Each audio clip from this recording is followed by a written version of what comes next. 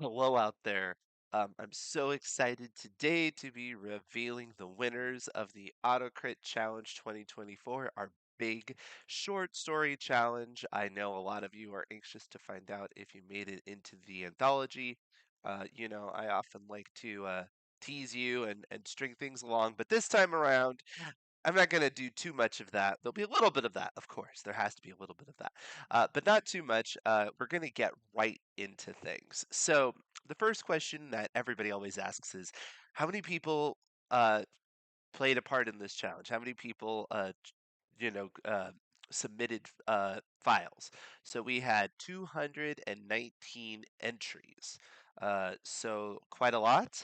136 followed the requirements in order to process. So we had a first round where we cut back anything that was beyond the word count, had enough grammatical, didn't have um, too many grammatical errors.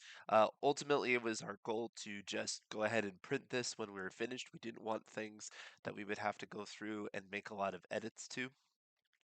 And then from there, it went to 76. And then from there, it ended up with the final cut, which is what you're going to see today. So yeah, it was a difficult process. I know sometimes people want to know, it's like, where did they make it along that process?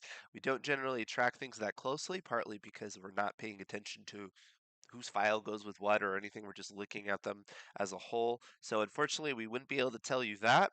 Uh, but what we can say is that, as you can imagine from that first cut, we had a lot of uh, entries that either didn't fit the criteria. They literally gave us way too many words, or a first chapter, or a whole book, or something like that. Excuse me, something like that. But then we also had a lot of grammatical errors, and we don't mean like little things. We mean just really needed a lot of polishing. So keep that in mind. With some of our other challenges, we might be a little bit more lenient on that because we're just reading on YouTube. But for this one, since we are actually going to print up a trophy anthology, we want to make sure it looks nice. I mean, this isn't something we're selling, but our name's getting attached to it. And again, we're trying to treat this seriously to equal the sort of experience you might have out there with other anthologies. All right, so that being said, let's get into the winners.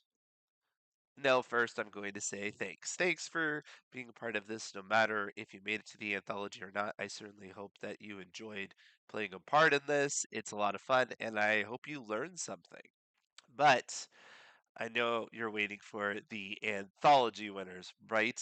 Okay, so yes, we are printing up a trophy anthology for this challenge, and it's not going to be published with an ISBN number. So if you did in fact win this challenge, you can treat it as a little feather in your cap, and you can go out and you can try to get into a published anthology that might be for sale or into a magazine or something like that. Again, the goal of this challenge is to encourage all of our writers and to get everyone involved, and we love to see that. So, let us know in the chat, what did you learn as a result of this short story challenge? Okay, so I know it's so exciting. The first one is Race of the Fire Castle. So, Race of the Fire Castle, I'm going to give a little kind of blurb for each of them. I'm going to point out why they stood out. So, this one is in a bid to save his family from the harsh realities of Infernia, a young Scorchkin enters the deadly magma race, where alliances are fleeting and survival is a gamble against the molten chaos. And what really attracted us to this piece was the imaginative world building. You have the Inferia area, it's perilous, it's detailed, and there also were some really great character dynamics that added emotion. It's really easy with this sort of rich world building to forget about characters, and the author of this piece did not. So great job there. The next one's going to be A Darker Driving Heart. So this one was a little bit darker. Gareth was a big fan of this one, as you can imagine. So yeah, we have a mix of genres going on here. This one is a race against time and his own dark past. A man must protect the woman he loves from a relentless mob while confronting the monstrous truths lurking within. This one was intense, claustrophobic, scary. The walls were closing in throughout, and it also had some really interesting character development because the main character was kind of fighting against their darker impulses. It was psychologically thrilling. So gripping throughout. Great job there. All right, the next one's going to be One Last Gamble. To escape his debts and the deadly enforcers pursuing him, Pedro places a high stakes bet on a mysterious trip, only to find that luck and betrayal are two sides of the same coin. Again, we had some really great world building going on here. This one, it sounds like it would be just set in an everyday place, but it did have an unusual setting that was really fun. Uh, it was in that speculative fiction sort of category. Uh, and it had a lot of different plot twists as you were trying to figure out who was kind of upping who and where the stakes were and deception and all of those sort of things. Unpredictable, compelling, really fun read there.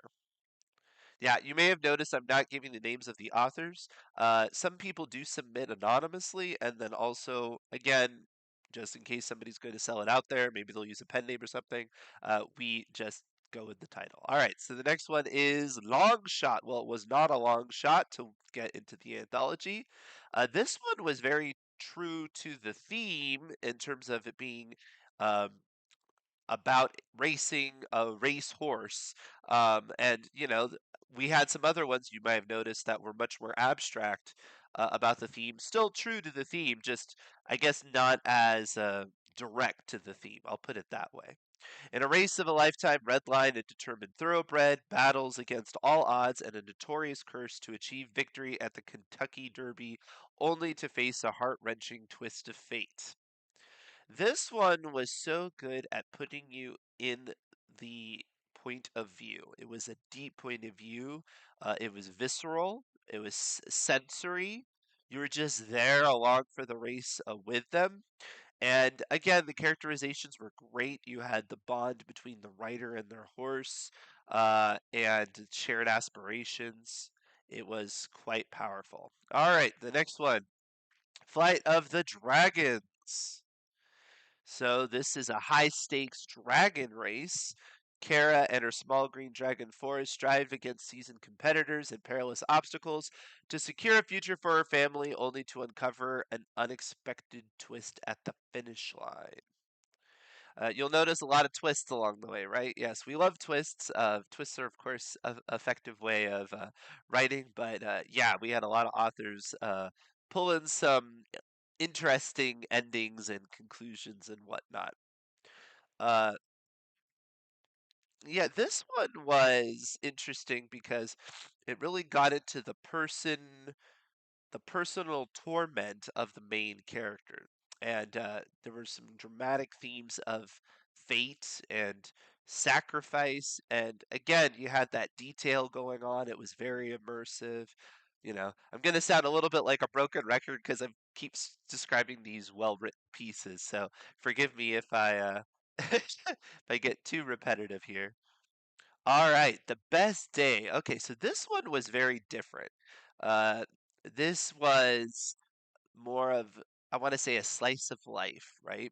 On the anniversary of a life altering tragedy, Alice Larson, burdened by a haunting curse, navigates a day where death and unexpected encounters intertwine. So, yeah, this one was very heartfelt, very personal and intimate, and yeah, some great atmospheric detail. Just beautiful writing, beautiful writing. All right, the artist's palette. Plagued with creative paralysis and the burden of his past success, artist Alex battles his inner demons in an unforgiving storm to capture the essence of his chaotic visions before they slip away forever. Yeah, this is very personal, right? Tried and true. We can relate to this, the artist, the angsty artist, and struggling. So, excuse me. Uh, Again, it was deep point of view. quite explorative of Alex's character, and then you had him going through all these machinations with his art. Quite, uh, it's just it was just gripping. I feel I'm like at a loss for words for some of these. They're fantastic. All right, just send it. We have a racer gets thrust into the high octane world of drag racing. She must overcome her fears and step up to the challenge of driving a powerful car, proving her skills on the track. Again, this one just puts you in that driver's seat, right? Dynamic, visceral, sensory, detail. And again, we got a sense of what the character was up to. I mean, one thing you're going to get with some of this feedback is you're going to understand, what tends to win, right? People tend to relate to. And again, it's that perspective, right? We're in there, we're feeling it, we have the same emotional reactions that the characters do. It's really powerful. And then on the other hand, some detail, some world building, all the things that we typically talk about, right? The things that make powerful stories. All right. Next winner is A Brief Rivalry. Amid a fierce rivalry for a coveted associate position, two ambitious law interns discover unexpected truths about each other and themselves. Yes, this one was a lot of fun. This one was more dialogue heavy than some of the other ones, or certainly. The dialogue really stood out. Some really sharp, engaging dialogues, and the dynamics between the characters kept evolving throughout the story. So this was a really strong character piece. Again, it was a very creative use of the theme of racing, where they're both, racing for the same job, and again, just great character work. We got to see their ambition, their vulnerability, their growth, uh, really strong. Okay, so the next one's a little bit unusual because it's untitled. Yes, the author did not give us a title for this piece. Now, the title was not part of the judging, so the fact they did not title it, of course, didn't hurt them.